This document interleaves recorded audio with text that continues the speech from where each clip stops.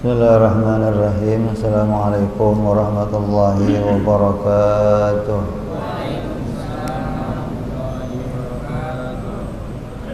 Al-Fatihah ila ruhi sayyidina wa habibina syafi'ina Rasulillah sayyidina Muhammad ibn Abdullah sallallahu alaihi wa ala alihi wa ashabihi wa azwajihi wa dhurriyyatihi la ya'lamu rijali bil jannah wa yanfa'una bi asrarihim wa anwarihim wa ulumihim min afadhi barakatihim fi dini wa dunya wal akhirah wa ja'alna min hisbihim yarzuquna mahabbatahum wa yadawfana ala millatihim wa yahshurna bi zumratihim bil afiyatin wa salamatin.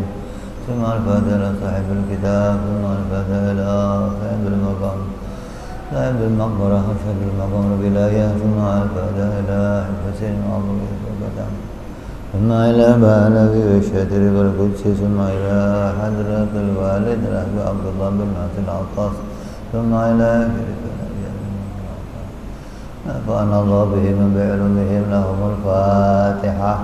أعوذ بالله من الشيطان الرجيم. بسم الله الرحمن الرحيم. الحمد لله رب العالمين الرحمن الرحيم مالك يوم الدين إياك نعبد وإياك نستعين اهدنا الصراط المستقيم صراط الذين أنعمت عليهم غير المغضوب عليهم ولا الضالين آمين.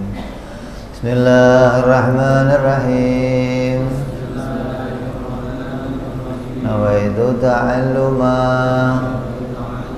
وتعليما وتذكرا وتذكيرا والنفعا والانتفاعا والإفادة والاستفادة والحثا على التمسك بكتاب الله سنة رسول الله صلى الله عليه وسلم ودعاء إلى الهدى والدلالة على الخير ابتغاء مرضاته وقربه وثوابه وحسن الخاتمة مع اللطف والعافية وصلاح العاقبة. بسم الله الرحمن الرحيم. الحمد لله رب العالمين والصلاة والسلام على أشرف الأنبياء والمرسلين سيدنا وحبيبنا وشفيعنا ومولانا محمد وعلى آله وصحبه أجمعين. أما بعد. وعلى مصنف الكتاب رحمه الله نفعنا به وبعلومه في الدارين. اللهم افتح قلوبنا فتوح العارفين وبحكمتك وانصر علينا برحمتك يا أرحم الراحمين. إلى أن قال wa ba'du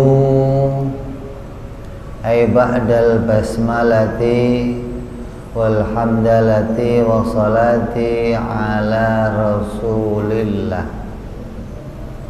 Setelah yang lalu musannif membahas tentang bismillah, sekilas tentang bismillah, kemudian tentang alhamdulillah, kemudian tentang salawat dan salam kepada Rasulullah. Maka Al-Fakir musannif mulai masuk kepada inti di dalam kitab ini. Wa yaqulu fakiru rahmati rabbih al-khabir ay al-alimi bi bawatinil umur. Maka berkata seorang yang al-fakir, kita sering dengar ya namanya al-fakir. Apa itu al-fakir? Seseorang yang membutuhkan rahmatnya Allah, seseorang yang selalu butuh yang mengakui dirinya itu bersifat butuh selalu kepada rahmatnya Allah Subhanahu wa ta'ala. Al-Khabir adalah zat yang maha perkasa, yang maha waspada, yang maha mengetahui. Al-Alim bi bawatinil umur. Al-Khabir maknanya yang maha mengetahui tentang inti dari segala permasalahan. Makanya Allah disebut Al-Khabir, yaitu zat yang mengetahui sebuah perkara secara mendetail. Ini akidah Ahlus Sunnah wal Jamaah. Kalau akidahnya Wahabi, akidah di luar Ahlus Sunnah, Allah maha mengetahui tapi hanya garis besarnya saja. Ahlus Sunnah mengatakan Allah mengetahui secara mendetail, terperinci. Al-Basir, zat yang maha melihat. Ay alladzi yabsuru ma tahta thara wa mudrikil mubsirati hala wujudiha.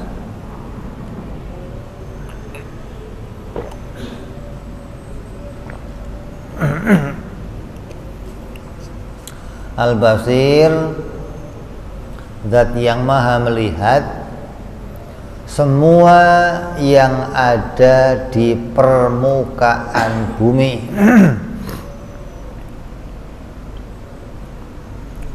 Dan semua yang ada wujudnya. Allah itu zat yang melihat. Melihat apa? Apa saja yang nampak, apa saja yang ada bahkan di bawah permukaan bumi. Bukan hanya yang di atasnya, tapi yang di bawah permukaan bumi. Dan apa saja yang perkaranya itu wujud, maka Allah melihatnya. Segala yang wujud itu dilihat oleh Allah Subhanahu wa ta'ala. Siapa itu Al-Fakir, yang butuh kepada rahmatnya Allah itu siapa? Ibrahim bin Muhammad Al-Bajuri, yaitu Syekh Ibrahim bin Muhammad Al-Bajuri. Nisbatahu ila Bajura baldatun min biladil Mesir. Bajur itu adalah sebuah kota di negeri Mesir. Imam Bajur ini orang yang dilahirkan di kota Mesir. Dzu taksir, yaitu orang yang tidak cermat. Ini dia sudah menamai dirinya Al-Fakir. Itu taksir, banyak lemahnya, banyak kekurangannya. Siapa itu Syekh Al-Bajuri itu siapa? Wa huwa Syekhul Ulama'il fil Azhar. Imam Bajuri ini adalah seorang salah satu pembesar, guru-gurunya para guru di Universitas Al-Azhar Mesir. Jadi bukan orang-orang kacang-kacang ini. Udah guru dari guru-guru ulama-ulama di kota Mesir, di Universitas Al-Azhar. Sagallahu qabrahu birrahmati warridwan. Semoga Allah melimpahkan kubur beliau dengan curahan rahmat dan ridhonya. Amin. Kata beliau, talaba minni ba'du ihwani. telah meminta kepadaku sebagian dari saudara-saudaraku. Saudaraku ini maksudnya ya murid-muridnya, ya teman-temannya. Aslahallahu li walahum al-hal wa sya'n. Semoga Allah memperbaiki aku dan keadaan mereka, baik dalam tingkah laku dan semua keadaan. Apa permintaan teman-temannya ini? Apa permintaan murid-muridnya Syekh Ibrahim Al-Baijuri? An aktuba lahu risalatan, agar aku menuliskan sebuah risalah. Risalah itu apa sih? Risalah itu kitab yang kecil, kitab yang ringkas gitu loh. Latifatan, yang mana mungil. Dhorifatan, maknanya ramping, yaitu kitab yang kecil yang isinya ringkas. Tashtamilu, yang mana di dalamnya risalah dalam kitab tersebut itu ala sifatil maula, yang membahas tentang kewajiban kita di dalam mengenal sifat-sifat Allah Subhanahu wa ta'ala. Di beliau diminta nih oleh ulama-ulama, oleh para murid-muridnya, oleh para kawan-kawannya untuk menuliskan sebuah risalah yang kecil tentang ilmu tauhid, tentang pembahasan sifat-sifat Allah Subhanahu wa ta'ala. Jadi kitab-kitab pada masa itu ya kitabnya gede-gede, kemudian oleh ulama diringkas gitu. Artinya orang-orang kayak kita yang kemampuannya itu sedikit tetap bisa memahami kitab-kitab tersebut, tetap bisa mendapatkan kepahaman tentang apa yang diwajibkan oleh Allah agar kita mengetahuinya. Nah, kalau mereka orang-orang besar-besar ini ya udah nggak butuh diringkas, kitabnya gede-gede, kitabnya tebel-tebel. Bagi mereka, bagi orang-orang ulama-ulama ini, kitab yang tebelnya 2 jilid, yang 1 jilid itu 400 halaman, kitabnya 2 jilid, bagi mereka itu kitab-kitab kecil gitu loh. Kitab gede itu kalau sudah 20 jilid itu gede kata mereka. Kalau baru 2 jilid itu kitabnya kecil. Lah kalau bagi ente 2 jilid blenger, bukan kecil. Kalau ente baca kitab 2 jilid ya hatamnya 2 tahun nanti. Maka para asatid, para talamid ini minta agar diberikan kitab yang ringkas, yang kecil, mungil, tapi isinya padat, isinya mewakili semua tentang sifat-sifat Allah yang harus kita ketahui. Ai asabitatin lahu wa salibatin anhu ma la yaliku bihi. Artinya mengandung tentang sifat-sifat Allah, baik itu sifat-sifat yang wajib bagi Allah, yaitu sifat-sifat ma'ani, ataupun sifat-sifat salbiyah bagi Allah, sifat yang salibah yang mengandung maknanya ketiadaan, yang sifat-sifat tersebut sifat yang mensucikan Allah Subhanahu wa ta'ala. Terus wa adadadiha, dan juga termasuk pula lawan-lawannya dari sifat-sifat tersebut. Karena sifat yang wajib bagi Allah ada berapa? 20. Lawannya berapa? 20. Maka para ulama-ulama ini, para asatidz ini, para tulab-tulab di masa itu minta dibuatkan kitab yang ringkas yang isinya membahas 20 sifat Allah dan lawannya yang juga 20 dari sifat-sifat Allah Subhanahu wa ta'ala. Wa ma yajuzu, dan juga perkara-perkara yang jaiz bagi Allah fi haqqihi ta'ala, wa ala ma yajibu fi haqqi rusul, dan juga membahas tentang apa-apa yang diwajibkan kepada seorang rasul. Ada berapa yang wajib bagi rasul? 4. Yang mustahil 4. Yang jaiz 1. Jadi jumlahnya berapa? 50.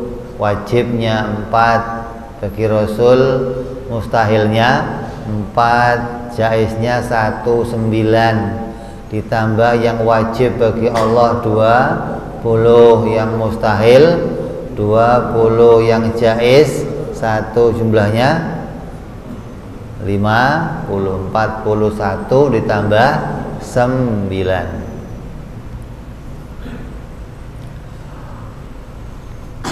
Maka mereka ini minta untuk dituliskan, untuk difahamkan tentang sifat-sifat yang wajib bagi Allah.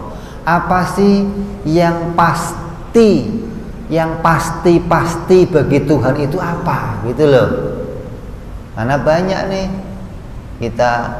saya khususnya ketemu kawan-kawan di luar sana, ketemu ehwan-ehwan, ketika kita tanya tentang Allah nih, kamu yakin nggak tentang adanya Tuhan itu menciptakan alam?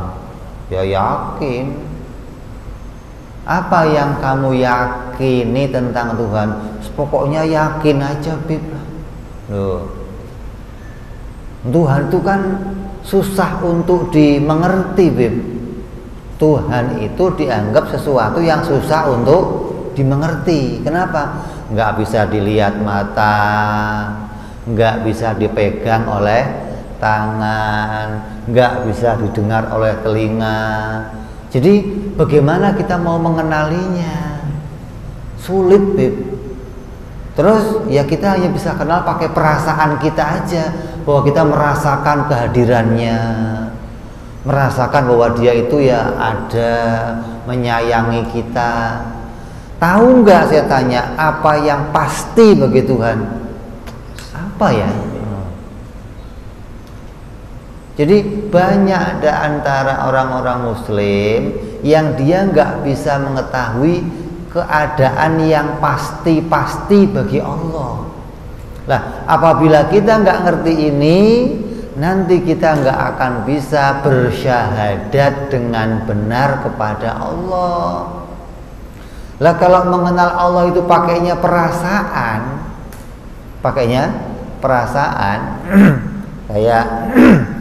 kayak yang menjadi pemahaman almarhum Buya Sakur. Pernah dengar? Ada kiai namanya Buya Sakur. Kata beliau di dalam salah satu ceramahnya, Tuhan itu, Allah itu tidak bisa diketahui adanya, tidak bisa dibuktikan adanya, dan juga sebaliknya tidak bisa dibuktikan tiadanya. Jadi 50-50, mau ngomong pasti ada nggak bisa, mau ngomong pasti tiada juga nggak bisa. Kenapa? Karena nggak ada buktinya. Nah, terus kita untuk mengenal Allah bagaimana? Pakai perasaan kita aja. Lah, kalau mengenal Allah pakainya perasaan, nanti masing-masing orang punya perasaan yang berbeda-beda. Nanti akan menemukan Allah dalam keadaan berbeda-beda. ketika dia merasakan dengan perasaan yang satu mengatakan Tuhan ada di atas, satunya mengatakan Tuhan ada di bawah, satu mengatakan Tuhan ada dalam hati saya, satu mengatakan Tuhan ada di mana-mana. Terus yang benar yang mana ini? Berarti nggak jelas dong tentang keadaan Tuhan, nggak jelas dong tentang keadaannya Allah. Maka ulama atau para asatidz, para talamid ini, para tulab ini mengatakan, wahai Syekh, tolong bikinkan untuk kami satu kitab yang menjelaskan apa sih yang pasti tentang Allah, yang jelas-jelas itu ada pada Allah, yang perkara itu bisa kami imani dengan pasti. Jangan sampai nanti iman kami kepada Allah termasuk iman-iman yang hanya pakai perasaan, yang itu bisa meyakini yang ada pada Allah, bisa juga nanti yang tidak ada pada Allah kami yakini ada. Maka ini yang dikhawatirkan ketika iman seseorang tidak mengenali sifat-sifatnya Allah Subhanahu wa ta'ala.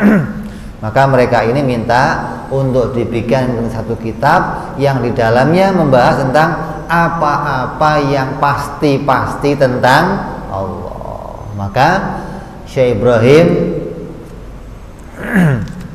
mengabulkan permintaan tersebut.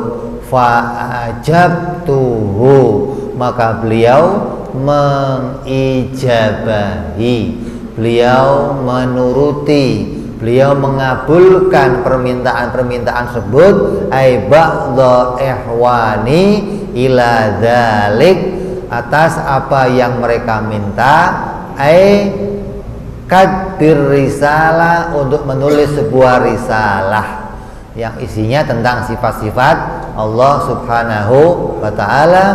Fakultu wabillahi taufik, maka Syekh Ibrahim mengatakan, akan aku buatkan insyaallah dengan pertolongan Allah Subhanahu wa ta'ala.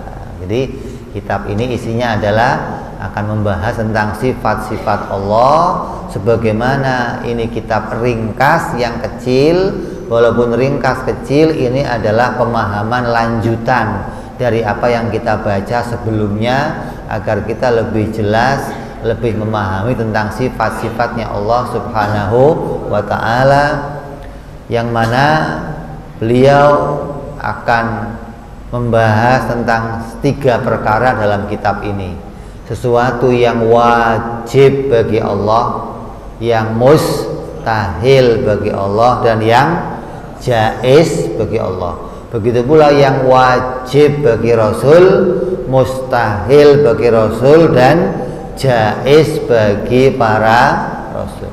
Nah, kita akan bahas sedikit tentang apa itu yang namanya wajib. Apa wajib itu? Wajib, mustahil, jaiz. Wajib itu apa? Apa? Keharusan. Harus apa? Apa wajib itu?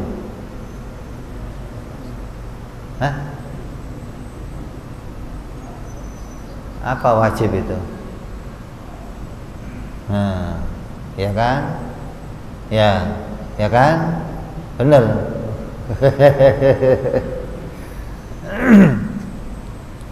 Jadi wajib itu hukum. Ya. Orang tahu wajib itu pokoknya ya pasti, pasti itu memastikan apa gitu loh. Sholat hukumnya wajib. Wajib nggak? Wajib. Puasa hukumnya wajib. Allah ada hukumnya apa? Allah itu ada, hukumnya apa? Hah? Wajib atau haram? Maka kita harus ngerti dulu nih tentang hukum ini. Kalau nggak ngerti hukum, nanti kita nggak akan bisa memahami tentang apa itu yang namanya wajib, gitu loh. Wajib itu ada dua. Ada wajib yang diletakkan kepada perbuatannya manusia, gitu loh. Perbuatan manusia itu apa ya? Perbuatan kita nih, kayak sholat, puasa, haji, zakat. Kalau perbuatan kita kok ditetapkan hukumnya wajib, berarti pengertiannya yang mengerjakan mendapatkan pahala, yang meninggalkan berdosa. Itu wajib pada perbuatan manusia, gitu loh. Kalau haram, yang mengerjakan dosa, yang meninggalkan dapat pahala. Kalau sunnah, dikerjakan dapat pahala, tidak dikerjakan tidak apa-apa, rugi tapi ya. Kalau makruh, ditinggalkan dapat pahala, dikerjakan rugi. Satu lagi apa? Mubah, dikerjakan boleh, tidak dikerjakan juga boleh. Berarti 5 ini hukum yang berkaitan sama perbuatan manusia. Nah, hukum yang 5 ini namanya hukum apa? Hukum apa?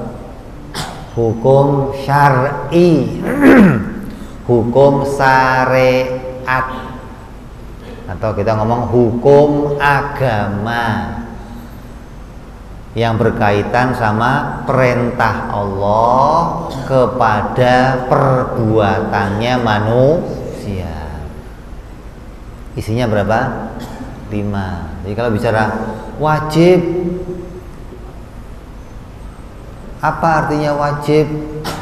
Kalau wajib itu mau diartikan pada perbuatan manusia, berarti kalau dikerjakan dapat pahala, kalau ditinggalkan dosa. Nyambung nih. Itu wajib yang pertama. Karena kenapa harus dibahas? Karena wajib ini ada 2, biar kamu nggak salah paham. Nanti ketika saya ngomong wajib, yang saya maksud wajib ini, nanti pahamnya wajib ini, kan salah sambung nanti akhirnya. Biar jelas. Yang kedua, wajib yang berkaitan tentang sifat-sifat Allah. Yang kedua namanya apa? Hukum wajib yang berkaitan tentang sifat-sifat Allah dan sifat-sifat para rasul.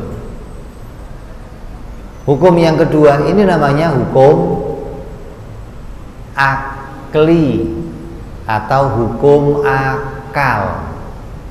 Ada wajib menurut syariat, ada wajib menurut apa? Akal, menurut logika, menurut berpikirnya manusia. Hukum menurut akal adanya cuma 3: wajib, mustahil, jaiz, gitu. Kalau wajib menurut syariat ada berapa? 5: wajib, haram, sunnah, makruh, mubah.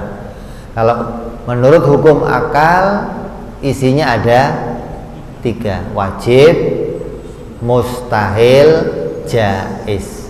Wajib menurut hukum akal artinya sesuatu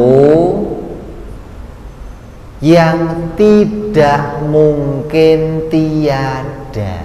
Gitu. Beda nih. Sesuatu yang tidak mungkin tiada. Jadi ada sebuah perkara yang perkara itu tidak akan pernah mungkin tiada, maka perkara itu disebut wajib gitu, pasti gitu. Contoh, Allah ada, mungkin nggak Allah tiada? Hah? Mungkin nggak Allah tiada? Berarti kalau nggak mungkin tiada, berarti adanya Allah disebut wajib gitu. Jadi wajib yang maknanya tidak mungkin sesuatu itu tiada. Nabi jujur, mungkin nggak Nabi bohong? Mungkin nggak? Ada Nabi kok bohong ngomongnya, mungkin nggak? Nggak mungkin. Kalau nggak mungkin berarti jujur bagi Nabi hukumnya wajib gitu. Jadi sesuatu yang perkaranya itu tidak akan mungkin tiada, maka sesuatu itu disebut namanya wajib. Apalagi contohnya? Contohnya apa?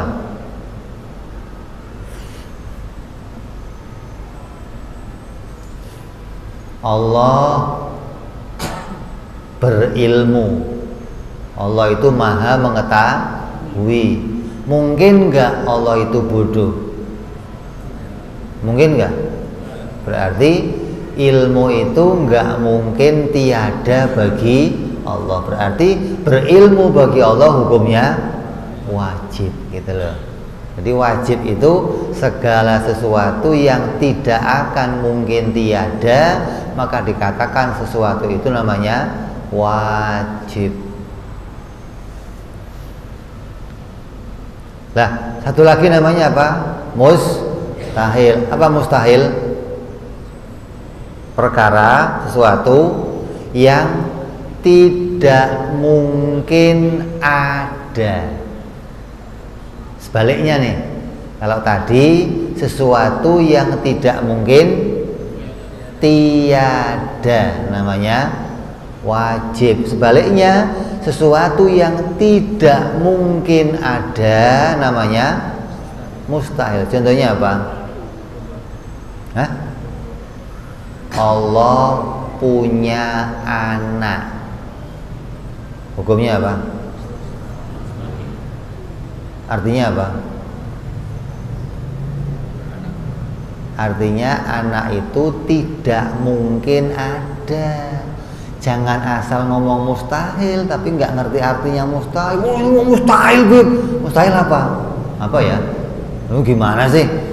Ngomongnya kencang mustahil tapi mustahil nggak ngerti artinya. Mustahil itu hukum gitu loh. Apa mustahil? Perkara itu tidak akan mungkin ada. Allah punya istri, hukumnya apa? Artinya apa? Artinya apa? Tidak mungkin terjadi gitu. Jadi kalau wajib itu tidak akan mungkin tiada, kalau mustahil sebaliknya tidak akan mungkin terjadi atau tidak akan mungkin ada. Terus yang ketiga, jaiz. Apa jaiz? Boleh saja terjadi, boleh saja tidak terjadi. Contohnya apa? Contohnya apa? Hah? Contohnya apa jaiz?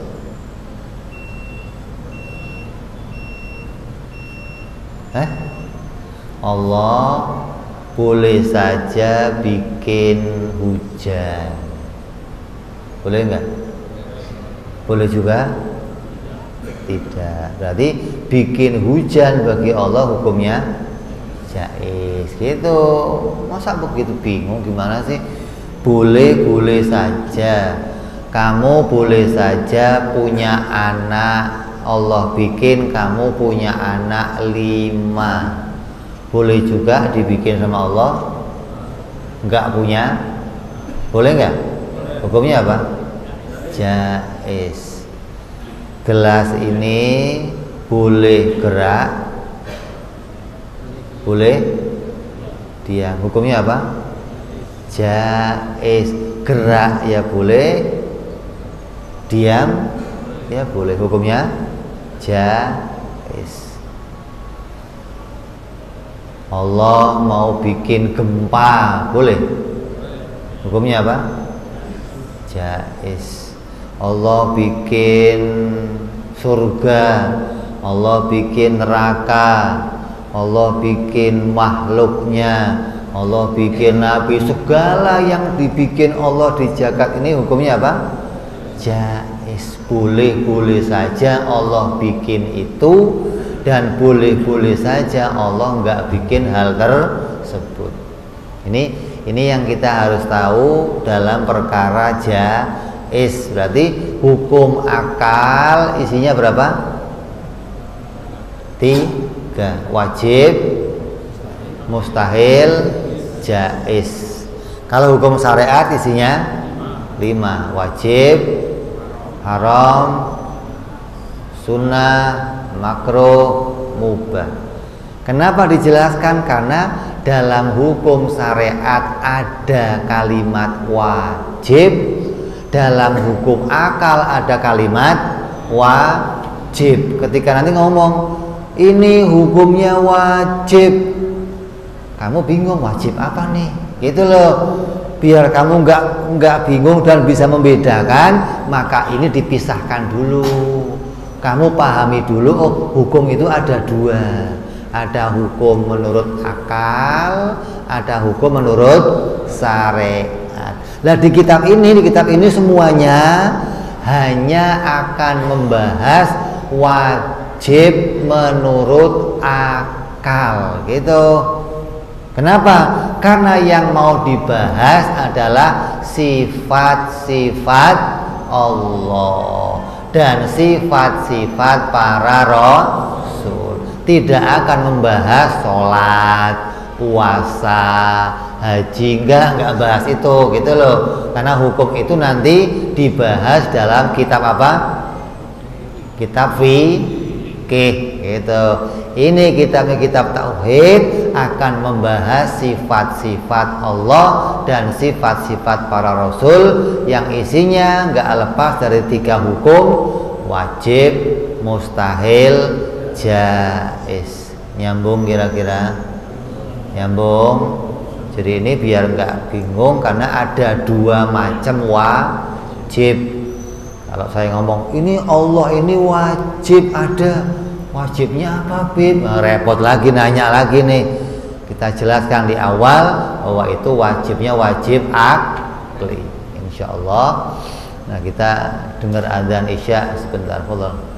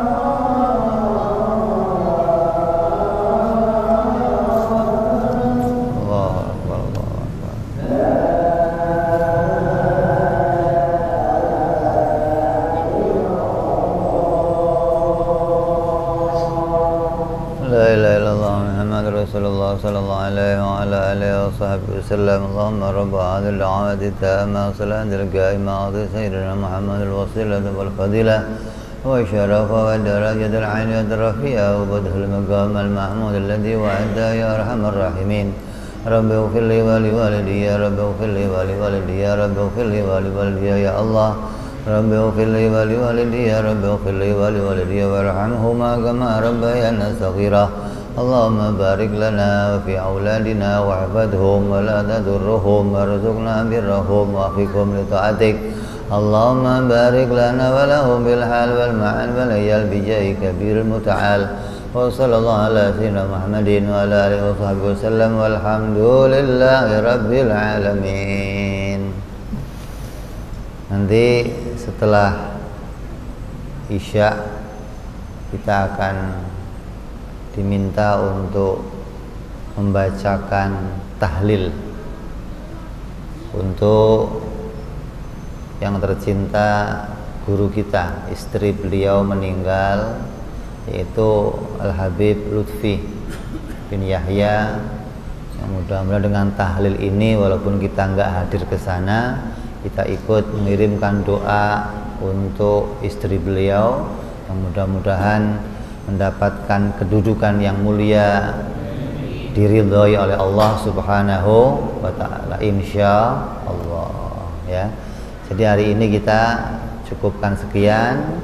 Ini sebagai pembuka kita bahwa kitab ini selanjutnya akan berbicara tentang sifat-sifat Allah dan sifat-sifat para rasul yang isinya nggak lepas dari 3 macam hukum, yaitu wajib, mustahil, jaiz. Emang banyak orang yang kaget kok ada hukum lain lagi, Pip, gitu loh. Karena orang selama ini tahunya hanya hukum syariat, wajib dianggap cuma 1. Kalau mengerjakan dapat pahala, kalau meninggalkan dosa dikira hukum cuma 1. Maka inilah fungsinya kita ngaji, agar kita tahu bahwa wajib nggak hanya tentang ibadah sholat, puasa, haram saja, tapi ada hukum wajib yang lain yang berkaitan tentang sifat Allah dan sifat Rasul. Hingga pertemuan yang akan datang kita akan mengulang ini kembali agar kita punya gambaran yang jelas. Ketika saya ngomong wajib, nanti sudah bisa dibedakan. Oh, ini wajibnya syariat, oh ini wajibnya akal, gitu, agar nggak tercampur aduk. Kenapa?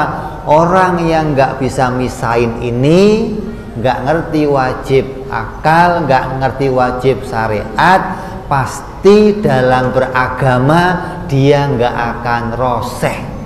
Pasti dalam beragama dia nggak akan bisa baik cara beragamanya, karena nggak akan bisa memisahkan hukum-hukum yang wajib untuk diketahui. Mudah-mudahan dengan kita mengetahui ini, cara beragama kita akan jadi baik, cara beragama kita akan menjadi orang-orang yang diridhoi oleh Allah Subhanahu wa taala insyaallah. Ini saja, kita akan tutup, kita akan teruskan yang akan datang. Wallahu a'lam bishawab.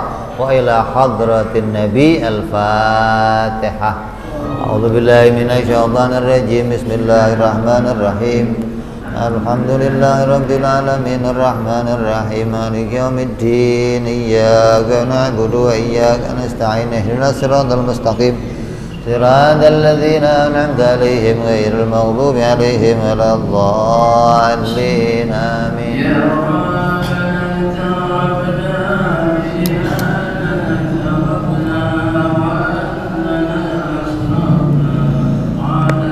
الله أشرفنا فتوب علينا توبة تغسل كل حوبة واستر لنا عوراتي وآمن رواتي واغفر لوالدينا ربي ومولودنا وسائر الهلان أو جيرة أو صحبة نرى باسماء فضلا وجودا منا سبيل سبيل منا نظر كل سولي صلى وسلم ربي حبي وآله وصحبي عدد ضعف سحبي إلهي في البن ودنهي في البن ودنهي. Assalamualaikum warahmatullahi wabarakatuh.